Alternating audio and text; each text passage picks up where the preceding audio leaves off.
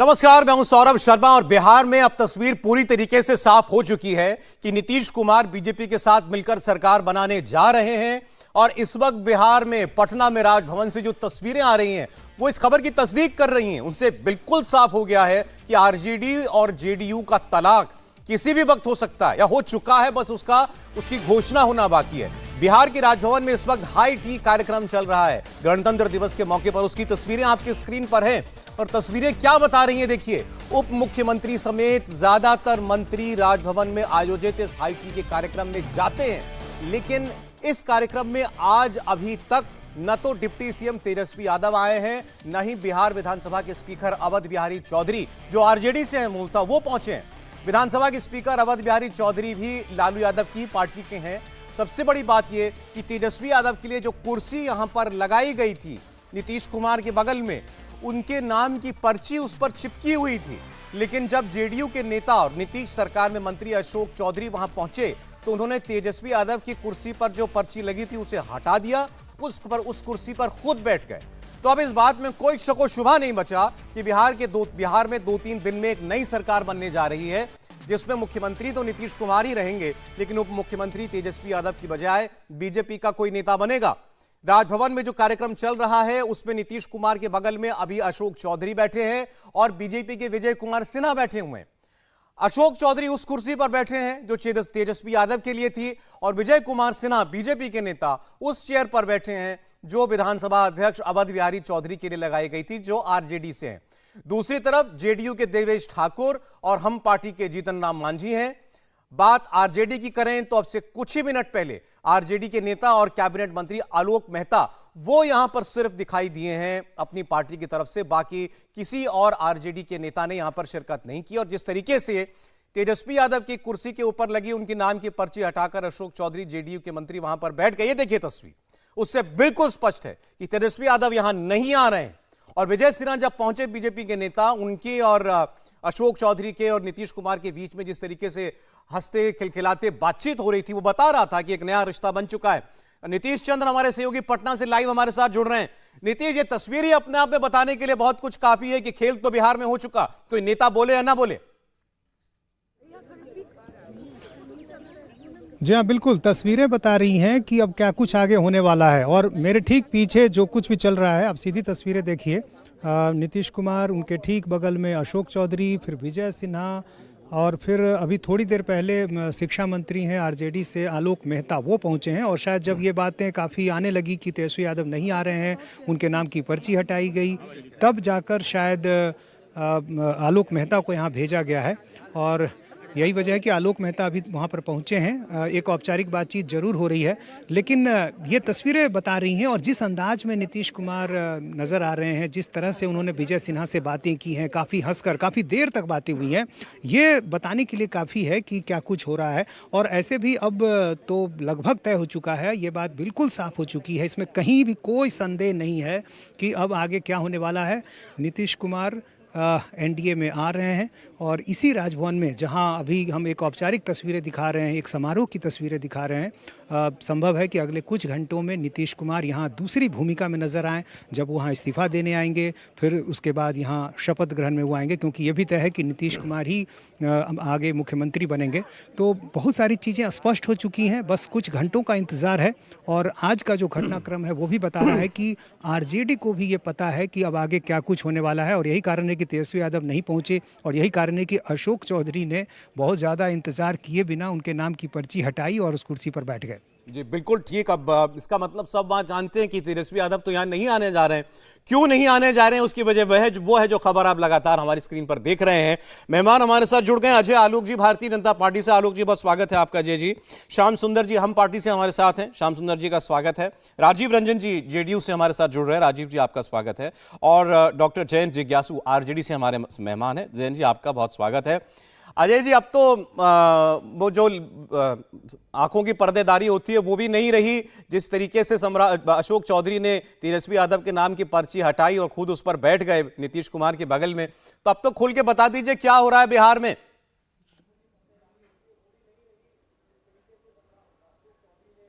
मुझे अजीब लग रहा है सौरभ जी, कुर्सी की तेजस्वी की पर्ची हटाते हैं अशोक चौधरी, या सवाल आप मुझसे पूछ रहे हैं कि बिहार में क्या हो रहा है, ये सब तो राजीव जी बताएंगे ना, कि एक मंत्री मुख्यमंत्री के बगल में बैठ के उप मुख्यमंत्री की पर्ची हटा रहा है, तो मुझे क्या पता है इसमें, हम तो न 3 में है न 13 में है। अब राजनीति में गॉसिप चलती रहेगी, उसके बिना मजा कैसे आएगा? तभी गॉसिप को एंजॉय कीजिए, अभी तो कुछ हुआ ही नहीं है। जी नहीं, तो गॉसिप एक पार्टी के लिए थोड़ी चल रही है, उस गॉसिप में आपकी पार्टी भी शामिल है, बल्कि आप दूल्हा कौन बनेगा अभी तो देखिए इसकी घोषणा हुई नहीं है। अब बारात निकल रही है, बारात में एक पक्ष आपका है, आप कह रहे हैं हम 3 में न 13 में। कहां बारात निकाल रहे हैं, किसकी शादी तोड़ के तलाक करवा रहे हैं, मुझे समझ ही में नहीं आ रहा है। कोई स्टोव में चूल्हा डालता है, स्टोव में कोयला डाल के चाय बनाता है, और मुंह जलने लगता है बिहार में लोगों का। हम तो सही में 3 में 13 में नहीं है। अरे जो करना है जेडीयू को करना है, आरजेडी को करना है, हमारा क्या मतलब है? हम पिक्चर में कहां आते हैं? शादी टूटेगी, दूल्हा दुल्हन अलग होंगे, डिवोर्स हो जाएगा, फिर दुल्हन के लिए नया दूल्हा खोजा जाएगा, तब हमारा पोटेंशियल कैंडिडेट में नाम आएगा, तो वो तो बात की बात है ना। अभी तो पूरी डिबेट इन लोग दोनों से कीजिए, जेडीयू आरजेडी से। नहीं हम कहां से हैं? भाई कैसे आपको छोड़ दें? और नीतीश कुमार जी को तो जितना आप करीब से जानते हैं, बीजेपी के नेता भी उतना करीब से नहीं जानते होंगे। आप उनको बहुत पहले से देख रहे हैं, अब बीजेपी में चलिए मैं मानता हूं आज आप खुलकर कुछ नहीं कहना चाह रहे होंगे, लेकिन भाई वो एक फिल्म का गाना है, जिए तो जिए कैसे बिन आपके, लगता नहीं दिल कहीं बिन आपके, कुछ ऐसी परिस्थिति दिख रही है आपकी और नीतीश जी की।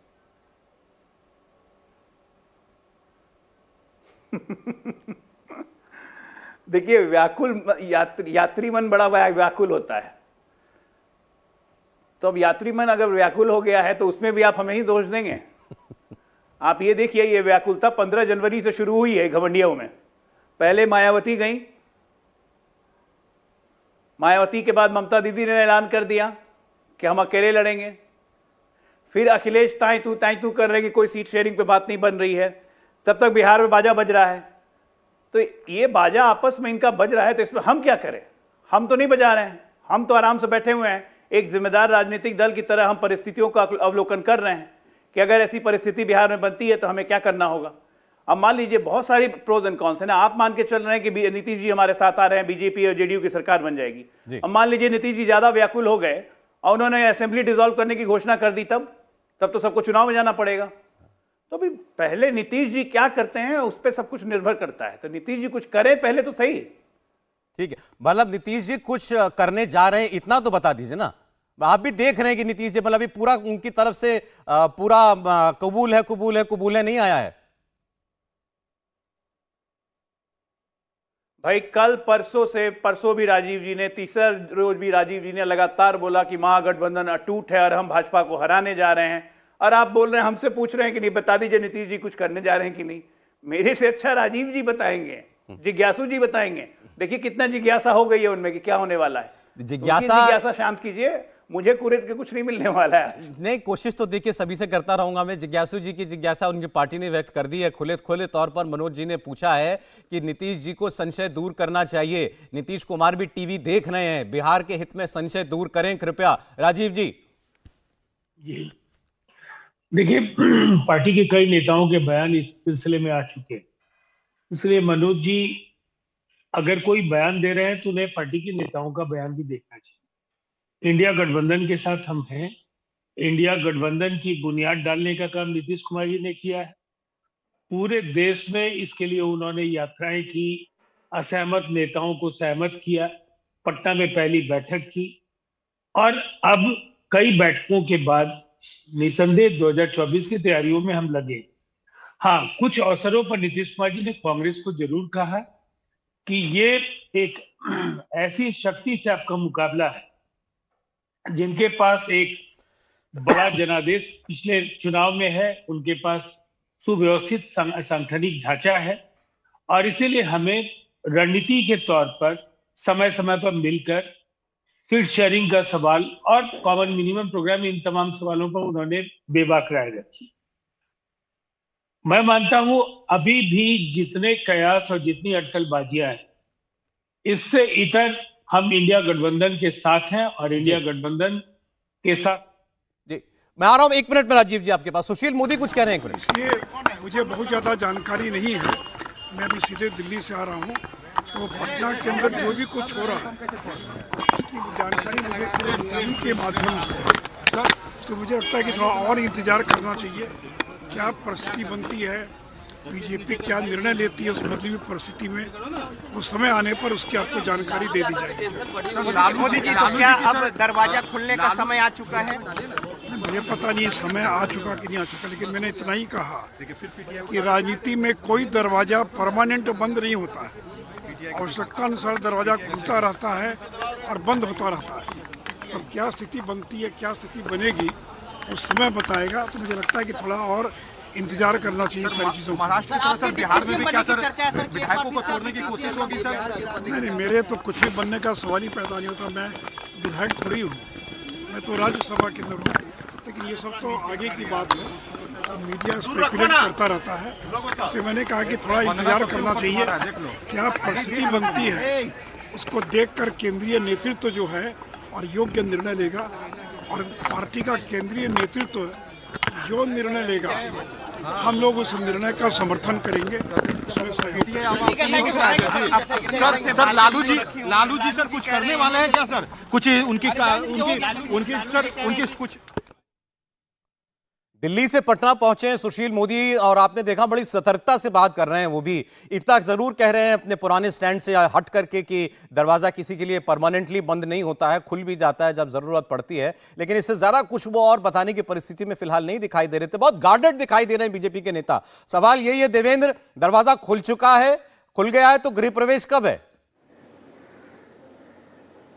और सर सबसे पहले उस बयान के आधार पर अगर समझिए कि सुशील मोदी हैं जो कि कहते थे कि नीतीश कुमार अगर नाक रगड़ लें तब भी बीजेपी का दरवाजा उनके लिए नहीं खुलेगा, और अब ये बयान, तो उससे आप समझ सकते हैं कि फर्क क्या है। दूसरी चीज़ कि दरवाजा ऑलरेडी खुल चुका है, अंदर सिटिंग भी हो गई है, बस आगे की जो औपचारिकता है उसमें कल से शायद आपको मूवमेंट तेजी से दिखे, और उसके बाद अगले 24 से 48 घंटे के अंदर जो मूवमेंट आपको दिखेगा वो बहुत तेज मूवमेंट होगा। बाकी जो प्रक्रिया होनी थी वो ऑलरेडी लगभग हो चुकी है। यहाँ तक कि बीजेपी में आपस में तो बात हो ही चुकी है प्रदेश के नेताओं के साथ, उनको दिल्ली जो बुलाया गया था, सहयोगी दलों के साथ भी बातचीत हो चुकी है, और चिराग पासवान से खुद गृहमंत्री अमित शाह ने बातचीत की है, क्योंकि आप सभी जानते हैं कि नीतीश कुमार और चिराग पासवान के बीच रिश्ते किस प्रकार से असहज रहे हैं। तो ऐसे कंडीशन में एक बीजेपी की कोशिश ये थी कि अगर ये स्टेप आपको उठाना है तो उस उठाने से पहले जो स्टेक होल्डर्स हैं उनको संज्ञान में लेकर उनसे बातचीत करके तब उसके बाद ये किया जाए। इतना जरूर है सौरभ कि ये जो स्वरूप सामने आया है ये प्रदेश के स्तर पे नहीं आया है बल्कि दिल्ली से आया है।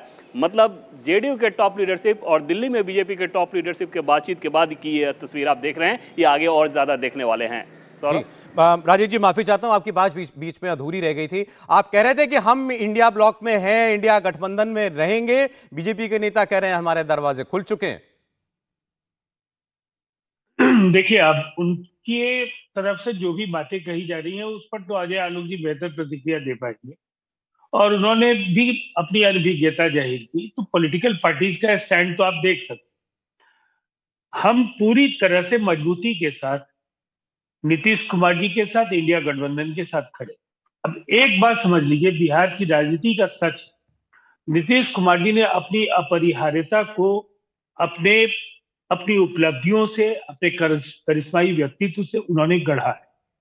और आज बिहार की ये जमीनी स्थिति है कि कोई भी सरकार बनती है, नीतीश कुमार जी को जनता उस गठबंधन की अगुवाई करने का आशीर्वाद देती है जिसमें नीतीश कुमार जी होते हैं।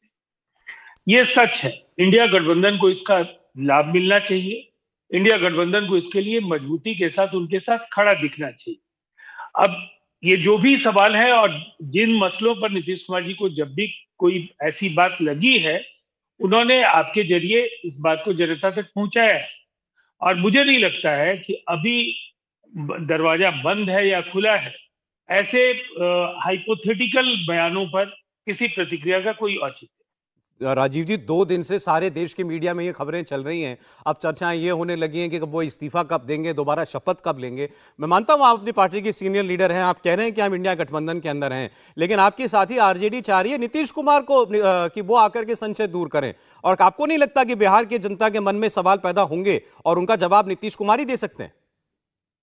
देखिए, पार्टियों की बात बराबर पार्टी के ऑफिशियल स्पोक्स पर्सन के जरिए कही जाती है, चाहे वो केसी त्यागी जी हो या हम लोगों की ओर से या पार्टी के अन्य नेताओं की ओर से जो बार बार जो बातें कही जाती हैं, हर प्रश्न पर नरेंद्र मोदी जी बोले, नीतीश कुमार जी बोले, तेजस्वी जी बोले, लालू जी बोले, इसकी अपेक्षा नहीं करनी चाहिए। अगर मनोज झा भी बोल रहे हैं तो वो पार्टी के एक नेता हैं, दूसरी तरफ से जो बातें कही जा रही हैं, जिस पार्टी से वो सवाल पूछ रहे हैं उस पार्टी के नेता की ओर से कही जा रही है। जी, इसलिए जब आवश्यकता होती है नीतीश कुमार जी बोलते हैं। आपने अभी कहा कि इंडिया गठबंधन को नीतीश कुमार के साथ डटकर खड़े रहना चाहिए, इसमें आपको संशय क्यों है? नहीं, मैंने कहा ये अपेक्षा बराबर होती है, इसलिए कि समय काफी निकला। देखिए, ये बातें पब्लिक डोमेन में इसलिए ये कही जा रही है कि पहली बार नहीं कही जा रही है, कई अवसरों पर इस बात को हम कह चुके हैं कि 5 राज्यों के चुनाव में जिस समय कांग्रेस थी, उस समय भी ये बात कही गई कि आपके पास एक विराट प्रभा मंडल है, आपके पास वरिष्ठ नेताओं की एक लंबी पाथ है, आप राज्यों के चुनाव में भी लगिए और समानांतर प्रयास आपको इंडिया गठबंधन की मजबूती के लिए भी करने चाहिए। इसलिए कि जो चुनाव आपके सामने है और कुछ महीनों का मसला था उस समय, अब तो कुछ दिनों का मसला है। एक एक दिन काफी महत्वपूर्ण है। इस बात को निसंदेह कांग्रेस को ज्यादा गंभीरता से इसलिए लेना चाहिए कि कांग्रेस इस गठबंधन की लीड पार्टी है। जी, मैं ज्ञानू जी के पास जाना चाहता हूं। जैन जी, जो बातें अभी राजीव रंजन जी कह रहे हैं, उससे पहले मनोज जी कह चुके हैं कि नीतीश कुमार को संशय दूर करना चाहिए।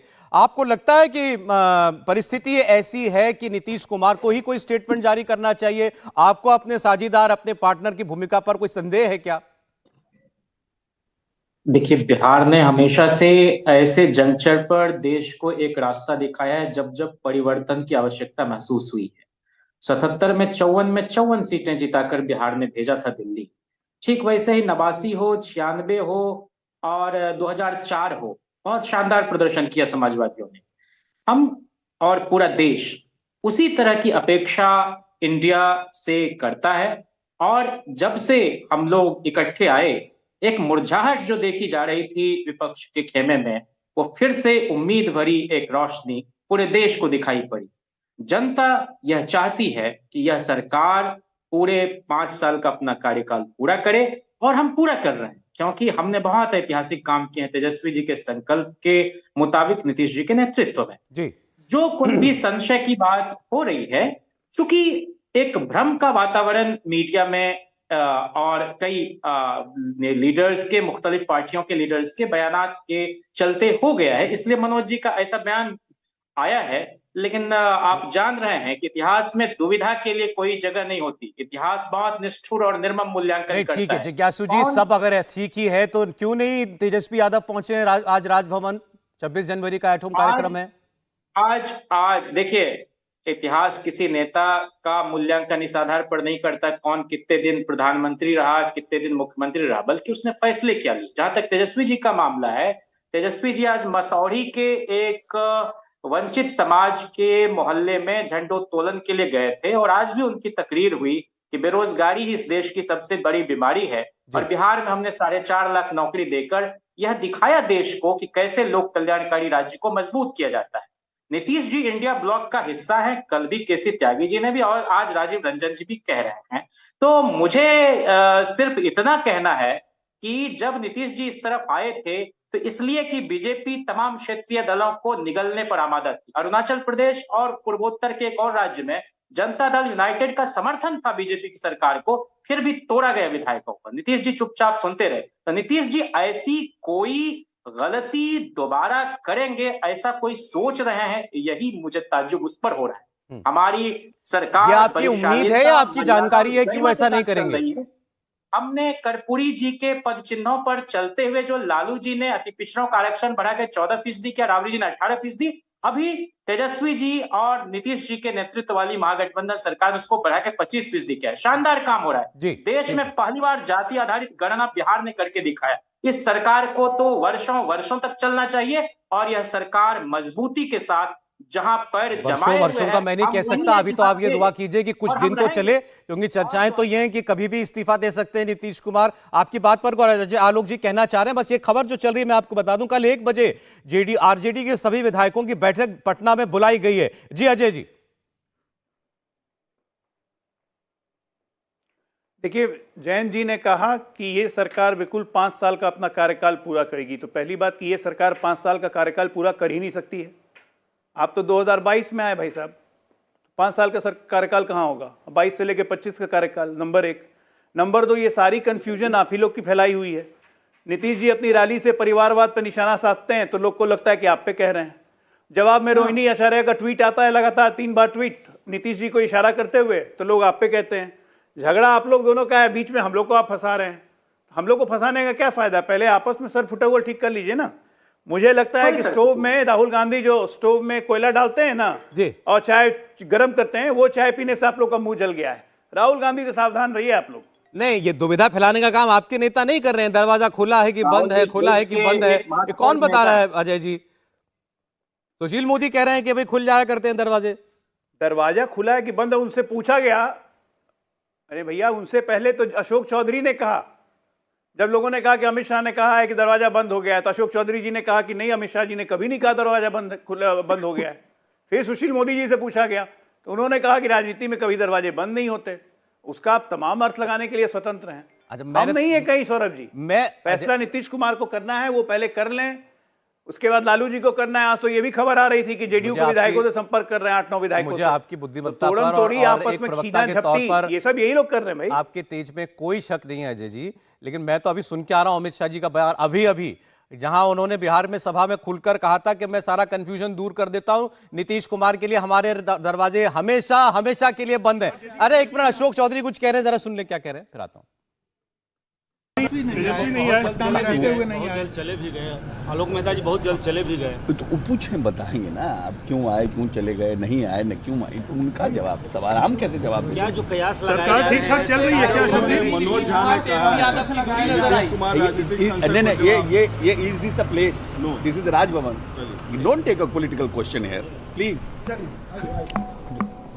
Not the right place. बता दीजिए।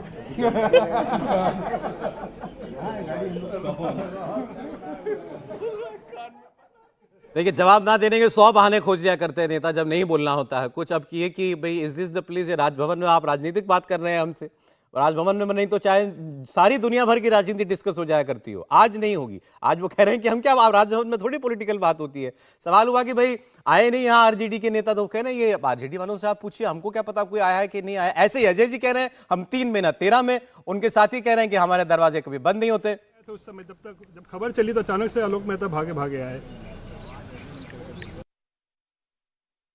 दिवस की पूरे राज्य के लोगों को हार्दिक शुभकामना है। और आज माननीय राज्यपाल महोदय के द्वारा हर वर्ष की भांति इस वर्ष भी रखा गया है और सत्ता पक्ष और प्रतिपक्ष सभी को आमंत्रण मिलता है, उसमें हम लोग उपस्थित हुए हैं। और अमूमन है कि आज राष्ट्रीय पर्व है, राष्ट्रीय पर्व पर सौहार्दपूर्ण वातावरण तो रहता ही है।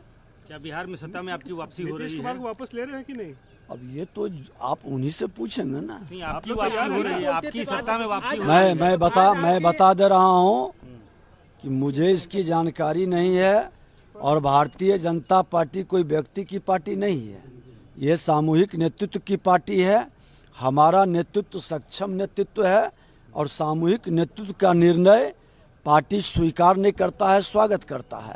इसलिए अभी तक कोई जानकारी नहीं है। क्या निर्णय हुआ है आला कमान? दिल्ली में आप लोग के साथ बैठक हुई, दिल्ली में क्या निर्णय हुआ, इनको लेना है या नहीं लेना है? हम तो पटना है, तो आपके बीच हूँ। नहीं तो आपको तो इन्फॉर्म किया गया होगा विपक्ष के नाते, सत्ता में सहयोगी के नाते आए। मैं आप देखें ना कि मेरा चेयर पर तो लिखा हुआ है नेता प्रतिपक्ष और नेता प्रतिपक्ष उपस्थित है। मुख्यमंत्री भी लिखा था लेकिन आए नहीं उप मुख्यमंत्री। अब वो जवाब देंगे, उनसे पूछिए जाकर के। महागठबंधन में सब कुछ ठीक ठाक नहीं चल रहा है। अब वो महागठबंधन के लोग बताएंगे, मैं कैसे बताऊं? नीतीश जी का कोई परहेज तो नहीं है ना? मैं तो बता दिया कि मेरा नेतृत्व सक्षम नेतृत्व है और सक्षम नेतृत्व जब हमसे पूछेंगे, राय विचार होगी, विषय पर आएगा तो फिर हम लोग बात करेंगे। सर यहाँ हाईटी पे हम स्वागत करने तैयार। ये विजय सिन्हा, उन्होंने भी बड़ी दक्षता के साथ सारे प्रश्न जो हैं वो टाल दिए, डिफ्लेक्ट कर दिए, लेकिन ये नहीं कह रहे हैं कि ऐसा कुछ है नहीं जो आप चला रहे हैं। बस ये कह रहे हैं, बार बार एक ही बात कही जा रही है कि हमारे यहाँ सामूहिक नेतृत्व से सारे फैसले होते हैं, हमारा बड़ा सक्षम नेतृत्व है। तो देखिए, यही अभी सारे दलों के नेता जो हैं अपने अपने स्टैंड पर कायम हैं, लेकिन खबर लगातार चल रही है और हम भी उस पर कायम हैं कि बिहार के अंदर नीतीश कुमार भारतीय जनता पार्टी के साथ सरकार जल्द बना सकते हैं।